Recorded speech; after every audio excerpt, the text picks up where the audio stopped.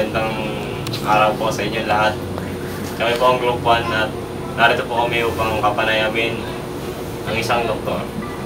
Dahil mapalad at pangkapanayam natin si Dr. Ruel M. Medina. Good morning po, sir. Magandang umaga din po.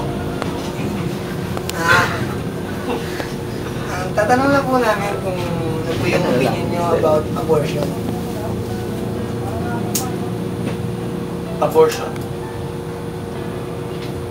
Siyempre, ang abortion, para sa atin mga Katoliko, hindi naman maganda.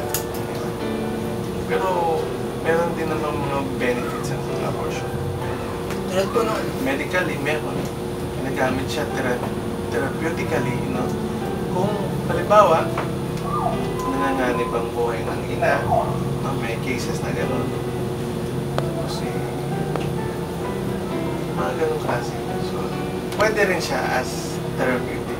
Pero kung gusto lang na maalis ang bata sa sinapupunan for bad reasons, kung ayaw lang niya, for any reasons, hindi naman tama yun.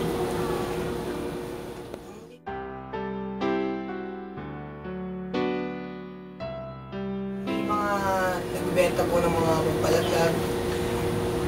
Kung hindi legal, siyempre, ang paraan nila ay puro illegal. No? Talagang illegal yung pagbebenta nilang mga drugs. Like yung, ano ba yung very famous na Cytotec na tinatawag. Ginagamit yan, nilalagay sa loob ng puwerta. Tapos, yun na. Pero actually, antacid lang yan. Pero yun ang epekto niya. Yung, ano po, abortion po ba, kailan po siya magiging immoral? Immoral dahil hindi siya nagiging tama sa mata ng lipunan, no? May type na, ano po ba yung magulang? Malalait po ba siya? Siya siyempre. Buhay yun pinatay mo yun So, malaking dalog yun. Meron na po ba kayong mga karanasan sa mga nagpa-abort, mga ganun? Meron na gustong magpa-abort sa akin. Pero siyempre, hindi ko naman pinapansin yung mga ganun na if you want to get, talaga the baby, huwag sa akin. Although, sinasabi nila kung ano yung pinaka-deepest reason na kung bakit gusto nila. Somehow you'll understand, no? Pero, yung sympathy mo andun pa rin naman sa pasyente. Pero, syempre, ganun pa rin. Hindi ako para doon. Alam niyo po ba kung kailan yung magagandang, kunyari, may a-abort? Kung kailan po yung mga pwedeng trimester? Actually, yung iba nga, first trimester, kadalasan nagpapa-abort na sila. Second trimester, laki na yun. Pero meron pa rin na talagang pinapa-abort nila for so many reasons. Ano po ba yung mga ibang reasons kaya naman po ba? Or ayaw ng mga magulang? Unang-una, yung status nila sa lipunan. Sila'y mahirap, sa sobrang dami na ng anak, gusto na lang ipa-abort kasi na-disgrasya nga. No? So kung madadagdagan pa, ano pang papakain nila? Yung iba naman, sa inis, hatred, dahil iniwan sila mag-isa nung partner niya. Yun ang mga ganong rason. Pero yung sasabihin mo lang na ayoko, hindi pa handa, isa rin yun. Marami din yun. Ayoko, hindi pa handa. Although andyan naman yung partner niya, no? So, yung mga ganong klase. Ano po bang mga pwede natin gawing paraan para mapigilan ang abortion? Unang-una, syempre, education.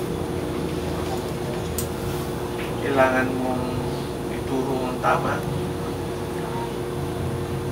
Kung bakit mali, ano? Kung bakit mali, yun lang yun. Kailangan iparating mo sa kanila kung anong may dudulot nun after. No?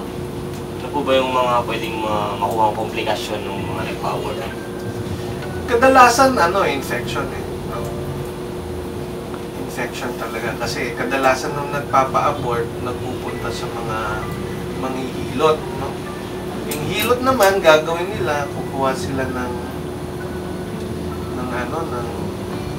tubo. Ginagamit na... Oo. Matanggal yung bata. Hindi, iniiwan lang nila doon eh. May tubo silang iniiwan na rubber tubing. Iniiwan nila doon. Tapos after a time, kasi magiging open yung uterus mo noon, yung infection would set in already. So kasi kung may mag-infection, madali ng magkaroon ng komplikasyon. Yun nga, ang isa ay abortion. Maaring malaglag mag-isa, pero risky yun kasi ma-involve yung mother na. Kasi kung kumalat, kung doon lang sa uterus niya infection, kakalat. Pwedeng madamay din yung buhay ng nanay at mamatay siya. Imatay niya yun. Pero yung iba, yun nga, yung umiinom lang ng tabletas. Yung Cytotec na. Pero, hindi garantya na talagang malalaglag din ng Cytotec yung Kasi yung Cytotec, lang yan siya antacid yan actually. Ang pinaka-effect lang niya, yung uterus mo, magkocontact ng gano'n. Siyempre, expelling yung laman. At any rate, talagang maski malaki na yung bata, pag nag-contract alam mo ba yung uterus? Opo. Meron ka nun? Wala po. Nag-isip. Pag nag-contract yan, talagang lalabas yung baby. Tinignan eh. Wala po yan. Ayun. So, yun po. Maraming salamat po, Dr. Ruel M. Modina. Sige. Salamat. Yan po ang ating panayam sa ating kilalang doktor na si Dr. Ruel M. Modina. Maraming salamat po.